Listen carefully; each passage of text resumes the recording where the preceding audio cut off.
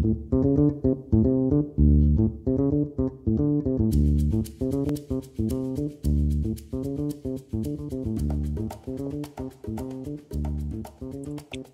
Chris Mancuso, to the Hot Sauce Quarantine Edition, Hot Sauce Sports Quarantine Edition with Terry Tam.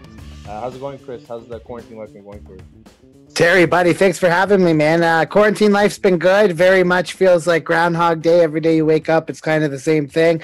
For people that are still working, the essential workers, so to speak, I guess it kind of sucks for them. But being off and not working, man, every day just kind of feels like a Monday. So I don't know. We're getting by, kind of getting restless, kind of getting a little tired. You know how it is. How's everything with you guys down there? It's good, man. It's been tough, but it is what it is. You gotta push through it and just don't get sick. Stay safe.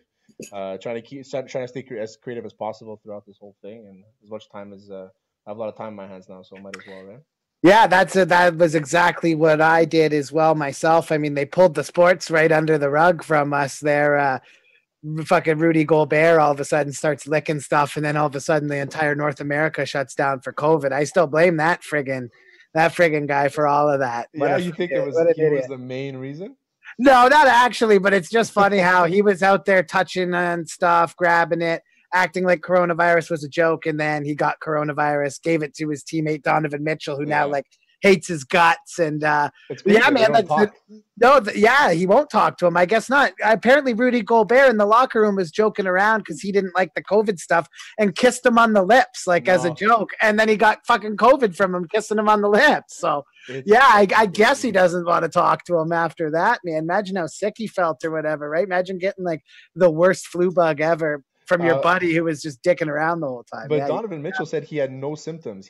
They all got tested, and he. Oh, really? Yeah. Oh, I didn't know that Donovan Mitchell had no symptoms. Then get over it. Really. Yeah, exactly. Yeah, then get over it, man. Like, he was obviously it was a stupid thing when you think about it. But everyone was making coronavirus jokes. We didn't know how serious it was going to be. But from that night that he tested positive, and then they were like, "Oh man, he was joking around, touching all the microphones." Da da da da da. The NHL, NBA, everything just dropped right from under us, man. And it's been pretty tough trying to find different ways to stay creative. And what have you been up to? Just doing seltzer reviews, man, for the Dean Blundell Network here in Toronto. Do Seltzer King reviews. Actually, today we had Little Buddha Co., which is owned by Nick Kyprios and his wife, and it's a nice thing. So they sent a 12-pack over, and they're entering their tournament. We're doing a tournament of champions all May. It's blindfolded, so there's their stuff there. Little Buddha Co. Good to see Kyprios doing something outside of hockey. I still think Sportsnet messed up so bad letting guys like him and Doug McLean go. I think that their mainstream coverage now sucks. So it's awful. I have nothing really against Elliot Friedman. I just find he's so plain. Elliot Friedman is toast with butter, man. He is just white toast with the whitest ass butter you've ever seen.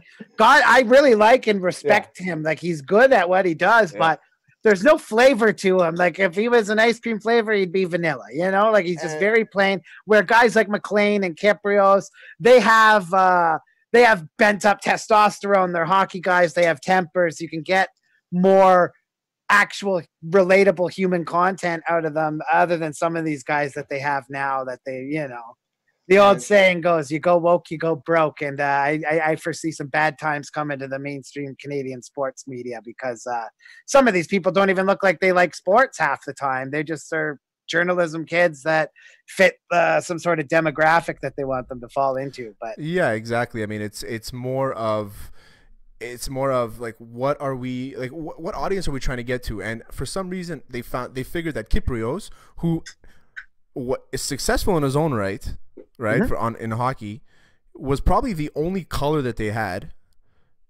I mean, I like Doug McLean too, but he wasn't a colorful guy. He had his opinions, Yeah. Well, the thing with Doug is he just comes with.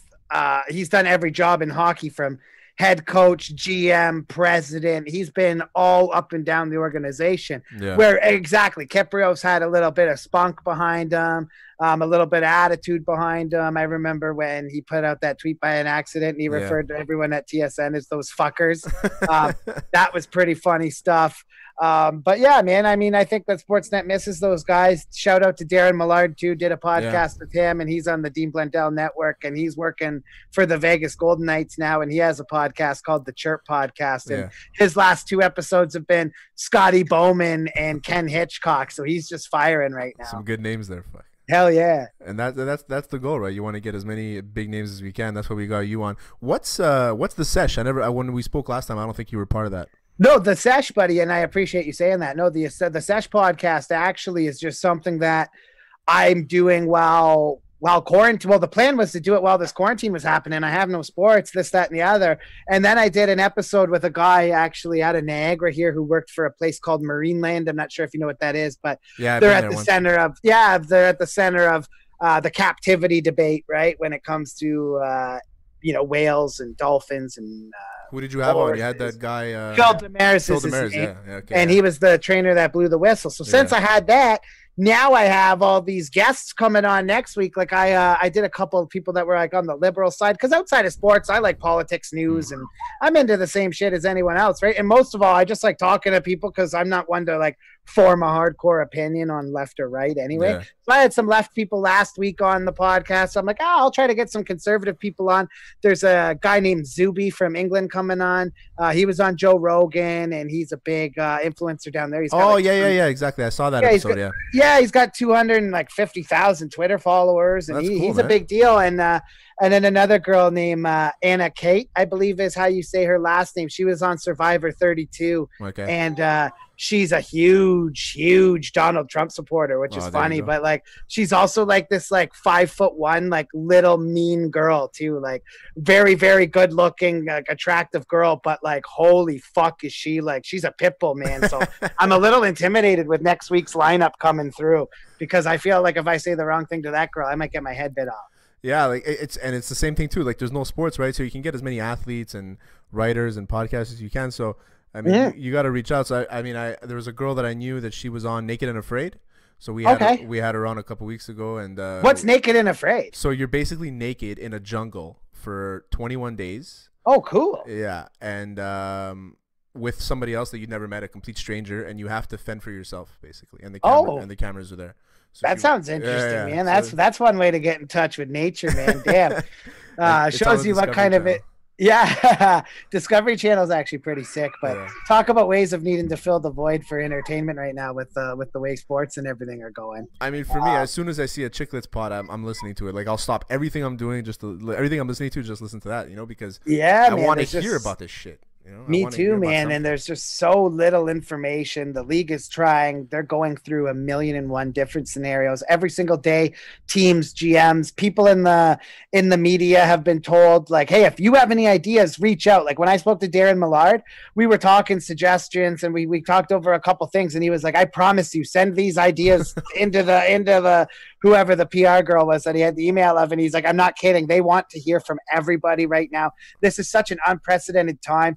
And the funny thing is that like the clubhouse leader for a playoff style format would just take the top 6 teams in each division. So like the Rangers would miss out of the playoffs while teams like Buffalo and Anaheim would make it. Oh my God, that's nasty. So like what a nasty format. I mean, at the end of the day, no matter what happens, there's going to be teams that are pissed off with this. For sure. But if they can't waste 70 games of a season. No, so I actually wrote up a blog and I gave my suggestion on what they should do for the playoffs. I said that every team should get to 71 games. And then as of the 71 games, everybody's eligible for the playoffs. What you have is the bottom 8 in the East and the bottom 7 in the West they would play kind of like in a play-in game. Yeah. They would play in that makes sense. Yeah, they would play in a play-in game, and then after that you would have then they play against the tops, but it's all, you're not playing 7-game series. You're playing like 3-game series, 3-game series, 5-game series, and the Stanley Cup Finals 7-game. So I wrote up like a mock-up thing, but it's just an idea just to get something rolling, because I want it to happen. And I'm a season ticket holder, so I need that fucking. Yeah. You need to get back and get into the arenas and watch what's going on. Well, it's not only that. Man. I sold the rest of my games, but now all the people that I sold my tickets to, they're messaging me saying, what's going to happen with the game? And I said, I don't know. If I get refunded, you'll get refunded. But if I don't, I don't know what to tell you. Yeah, they're gonna have to do something. The league's gonna have to figure that all out. And I mean, there's been a big problem across the board with tickets, especially in like the concert worlds and things like that as well. So I mean, yeah, man, the whole sports world, music, everything has just been flipped on its head with this COVID-19 stuff. It's really messed up the way that, I remember thinking when they first heard, we could play with no they were saying we'll play with no fans in the stands. I remember like LeBron James coming out, and I thought that too. I was like, this is so stupid. Why would you play games without the fans? You can't play without the fans, bro. I would give my kidney right now to watch some sports without the fans. Yeah, just to watch it, man. Just anything, man. Give me some. And I am so sick of watching stuff that's already happened. I don't want to watch the 93 Blue Jays. I don't want to watch the Raptors games from last season for the 10th time that have been playing through. We need some live sports, man. I'm getting to the point now where I'm missing it for sure. Where LeBron said, I mean, I understand what he said. He said, I play for the fans, but there's more people watching at home than there are at your arena. Absolutely. The arenas are never empty. And that's the mindset that these players are going to have to take, is that like, just because you're not playing in front of fans, the TV cameras are still going to be rolling. There's still millions of people across the globe and whoever, for hockey, more or less North America, because there's not much access in Europe. Yeah. But yeah, I hope man, I'm very, very, very hopeful they can finish the season. They should. Because what happens? What happens if they can't? Like 70 games and you don't award the Stanley Cup? That would be strange. No, I think they're going to find a way to do it, even if it gets pushed to like August or whatever. I think, even if it happens in next season, you have to shorten the whole damn year. I think that they have to finish the season. I can't see how you can put – and guys got injured. Guys went out there. Teams made trades. Like you look at the Tampa Bay Lightning, they gave up 2 first-round picks, brought in Blake Coleman as well as Barclay Goodrow from the San Jose Sharks, which was obviously a gross overpayment as far as a draft pick asset goes. But a guy that, a team that got swept out in the first round last year after being the favorites for the Stanley Cup, and added that much needed sandpaper that they haven't had. And now you look and they might have lost a year of Barclay Goodrow because he has 1 year left on his contract, right? As well as Coleman. And you lost that pick, right? You lost the picks, exactly. I mean, if you're the Bruins, or for example, like I'm a Bruins fan, but you're not going to be mad because we gave up a first-round pick in the deal to get Andre Kasha, but we also gave them the contract of David Backes to take him. So, at the end of it, if they canceled the season while we're in first place, that would stink. But I wouldn't feel so bad about the first-round pick because, we don't have to pay David Backes anymore. And that's it. Fuck it. Yippee-ki-yay, that's good fucking news, right? But yeah. The thing with the NHL now is that, I mean, I like Bettman. I mean, he's a weasel, but I liked what he's done with the sport. Oh, he runs the game properly. Yeah, he's good. So I think he'll come up. I think he'll come up with something, and I hopefully it's soon. But in Quebec, in Quebec here, we are we're ready to open stores and stuff May 11th. So everything, we're going more we're moving quicker than most other Canadian provinces. Yeah, and that's actually strange because Quebec is. What are they, the second highest or the highest amount of cases? I think we have half of the population of Canada. I think we have the most. Yeah, I was going to say Quebec has the most cases, and then it's like Ontario, then BC. So, but you know what? I mean, I'm at the point now where it's like, okay, flatten the curve meant flatten the curve. Like flatten, don't let the hospitals get overrun. Like we're not just going to sit inside until this thing disappears. It ain't going anywhere. There's going to be a second wave. And we just got to make sure the athletes are protected. No fans in the stands. Hotels are team exclusive. You're just going to have to take these extra precautions for a little bit, man. And I don't think we're going to see fans back in the stands until 2021. Yeah. That's 2021, maybe summer of 2021. It might not be till the 2021-2022 NHL season. We could go the next year and a half without fans in the stands or without a lot of fans in the stands. Because I think they will find a way to maybe let a couple, a family every third row or something like that. Eventually they'll slow roll it too. It's not like they're just one day going to open up and be like, all right, 20,000 people in the arena. Let's go. No, it's going to slow roll, man. And life as we know it is different, but the athletes at least can still play. The people that are really hurt by this are musicians because the way that the industry used to go was you made all your money selling CDs and then you had cheap concerts. That changed. Spotify, obviously Napster and all that started it back in the day. But the way that musicians got paid is $200 concert tickets and the music's basically free online, right? So now these people have no way to make concerts and make money off of that. So athletes are actually in a pretty decent position either way because they'll resume without fans. Yeah, for sure. I mean, you don't need an audience, right? And I've heard of like a few stand-up comedians trying to do stand-up with no audience, and it's like, how the fuck are you supposed to do that? Yeah, man. Like, how do you not vibe off the crowd? But I get it. Yeah. Everybody's trying to just make content right now and put out the best products they can with what they have. Like, we're on Zoom right now. I mean, it's funny. I never heard of any of these companies before. But yeah, me neither.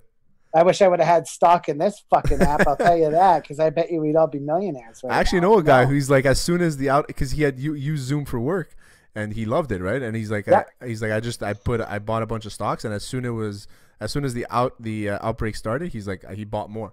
He bought like another 1,000 stocks or whatever it was, you know. And, smart guy, yeah. Because this is the and it went up by like $30. Well, I used to use Skype to do podcasts. Like, I'll never do that again. Yeah, Zoom is the audio quality stinks.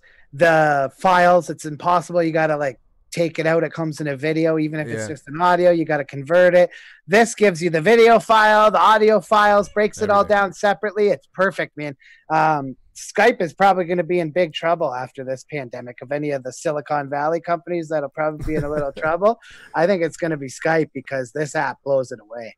Well, even me, I'm technology illiterate, and me too, and I can use figure this out. Yeah, man, this is like, honestly, I'm as computer stupid as it gets, and like I said, absolute perfect. Nice and easy setup, and I can't wait to get sports back, because then it's going to be so easy for everyone to be connected with this thing and to make great content and to make it at a lot less stressful environment. Yeah, exactly. I mean, we're trying to figure out different ways to be creative and stuff. So like, I'm doing stuff like this. I have an interview later tonight with a player from the Montreal Impact, former player from the Montreal Impact. So it's like, oh, nice. Yeah, we're trying to get it done, and I wish I can get guys like Darren Millard on and stuff like that. You know, so we're smaller. And I went on my buddy's podcast. He's a professional wrestler the other day. And he was telling me all the things that he's doing, and it's good. I like the fact that everybody's getting creative here, and there's so much. Even if there's no sports, there's too much content out there now. I go on YouTube. My YouTube page is like all over the place. I can watch anything: Barstool, Chiclets, whatever it is. Joe Rogan has like 100 clips now. Yeah, so yeah, like, a zillion clips. I watched his podcast with Tim Pool. That was pretty awesome. That just came up, and they actually brought up Zuby in that thing, so he's going to be on my Sesh podcast. I listened to that Zuby episode. He's an interesting guy. Interesting guy, man. Really likes to be offensive with the gender people and stuff like that. Like, I don't get involved in that shit, right? Like, if you want to identify as a fucking whatever, go ahead. I don't hate. If anybody asked me to call them a woman or something, that was a guy, I'll say, yeah, of course. I mean, whatever somebody wants me to, I'm respectful. But I knew I was going to have a decent time talking to this guy when I went on his Twitter page, and the first thing he had a reply to something he said, that men were genetically stronger than women, and people went after him for it. So physically, physically, that's what he meant, like physically stronger, and people went after him for it. So he decided to put the women's in Britain to put 5 pounds more than the women's deadlift record, and just crushed it, and then said that he identifies as a woman, basically. So and anyone who doesn't, he's the world's strongest woman. Yeah, the woman's world's strongest woman. Yeah, that's his like joke stake to fame. Which I mean, it's going to be interesting to talk to him. But I'm glad that it's weird, man, because I can't wait for this to get going. But like you said with the Sesh, I don't know what's going to become of it when this is done, because I'll say one thing. I mean, the guests are just piling up and they're big, but I guess it'll probably slow up once all this quarantine stuff's off too. That's what I wanted to bring up. I mean, I don't think it will. I think that people are going to see this avenue, and they're going to build a little podcast studio in their house or yeah, man. Like that's what I'm doing right now. I'm in the process of developing a few things that I want to branch out and do, man. And now's the time to do it. So anyone out there that has creative things like you guys with your Hot Sauce Sports, I think it's such a cool, like, you guys have a really wicked name, the marketing, the logo, all that's good, man. So like, it's a good opportunity for all of us, right? Yeah. Yeah. So I think even watching the NFL draft, I don't know if you're an NFL fan, but yeah. Oh, absolutely, bro. Yeah. Who's your team? Miami Dolphins. Oh yeah, so UNP's like the Dolphins. Yeah, Tua. So yeah, exactly. You guys did pretty well in the draft. I mean, I'm not a huge Tua guy. I think that. Nah, I know I'm worried too. It reminds me of like the Tim Tebow kind of thing.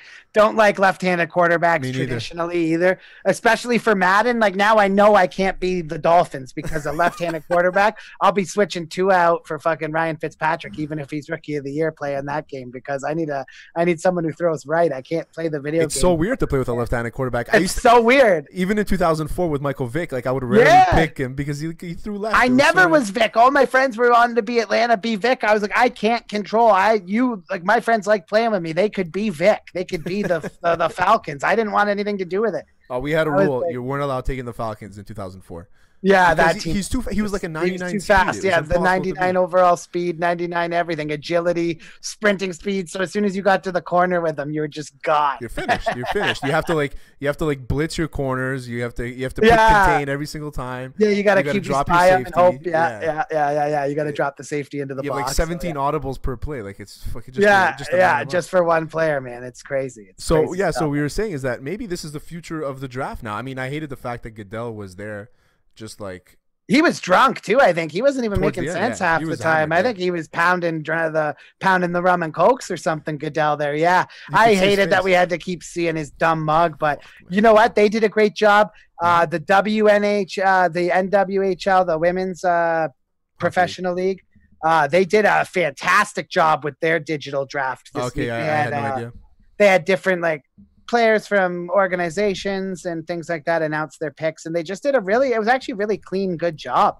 The WNBA did a draft, but I mean, I'm not trying to be rude. Nobody watches that shit. I don't like basketball as is. I'm not watching women's basketball. No offense, but women's hockey, women's soccer is fantastic. I just have nothing for women's basketball. I don't like basketball, so I shouldn't say because it's women's. It's just like the Raptors were lucky to catch my attention last year winning the championship.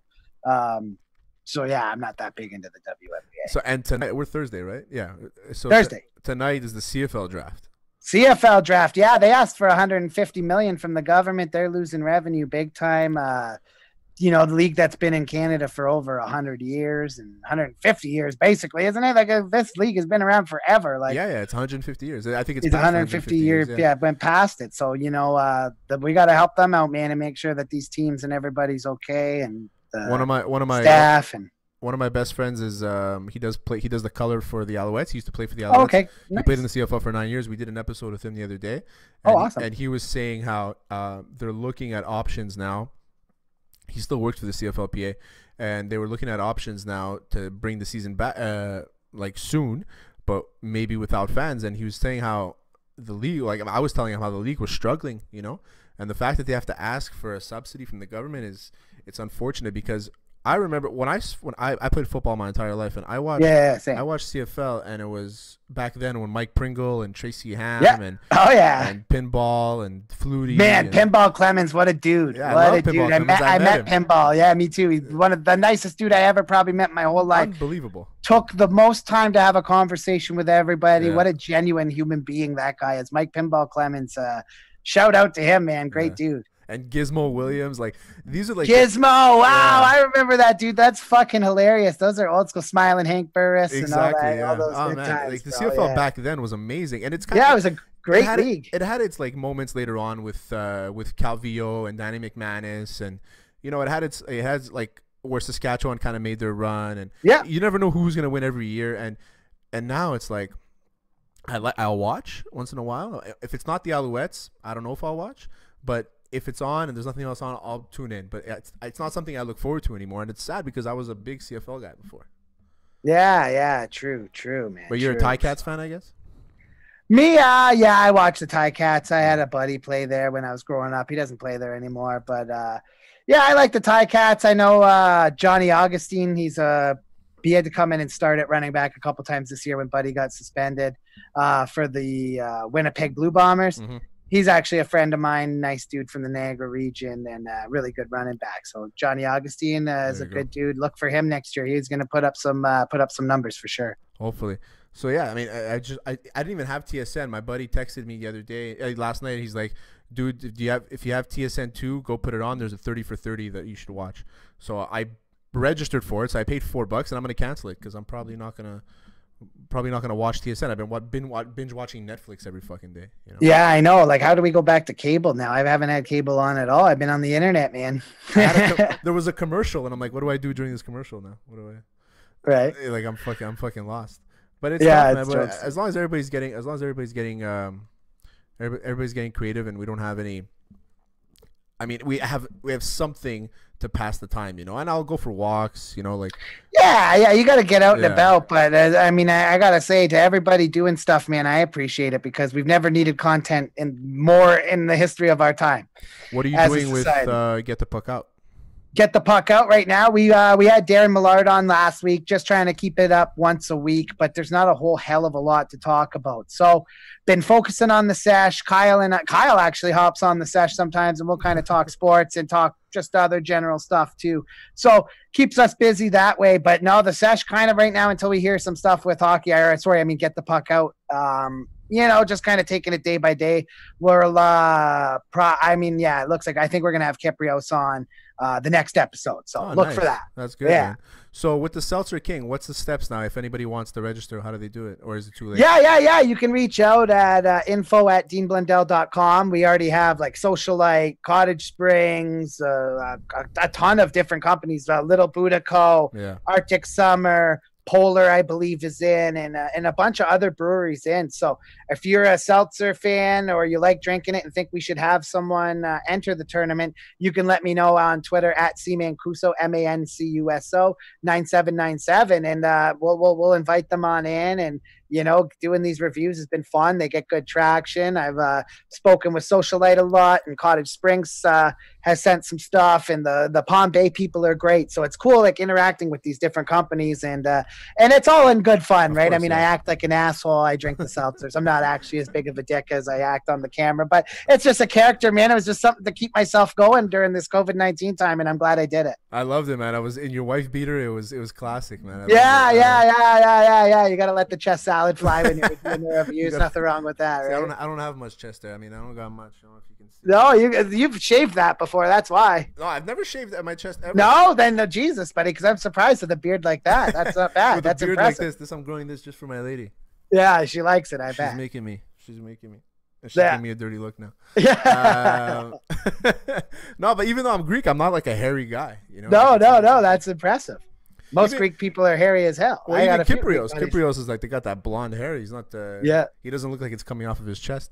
No, that's true. But he's probably one of the best characters. I love that guy. And when I liked him growing up because he was a Greek hockey player, you know. And I think his father's born in Cyprus. I think. Oh, wicked! Yeah. See, I don't have much info on that stuff, but I mean, something to definitely talk to him about. I'll be sure to give him a shout out from the Montreal Greek community. Yeah, give it to him. I'm sure he knows it already. Hell yeah. Well, Chris Chelios, man, he's a god over here. Chris Chelios playing in Montreal was like, because in North America, I think Greek cities are Chicago has the biggest population of Greeks. And then you have, I think, Detroit, Montreal, Toronto. Those are like the main ones. Tons of Greeks in Toronto. That's why I look for what's his name, the Greek freak in free agency when he's never going to. You don't think so? Not to Toronto, no.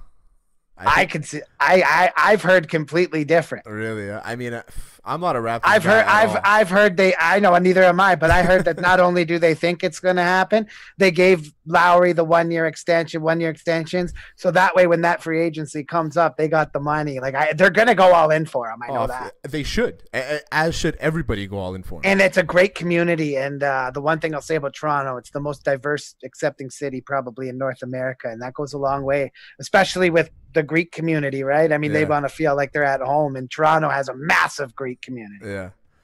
So it's good, man. I mean, I appreciate you coming on. We'll cut it short. Let you get back to your newborn, and buddy. We'll catch up. If you ever need a last minute guest on the session, I'm down. Me, Peas, or Duke will all come on. Bro, we'll set that up for sure after this. Once we cut this off, we'll do that for sure, buddy. But I appreciate it, man. Thanks for your time. Anytime you want to have me, man, just message me. I'll be on. Thanks, Chris. I appreciate it, buddy.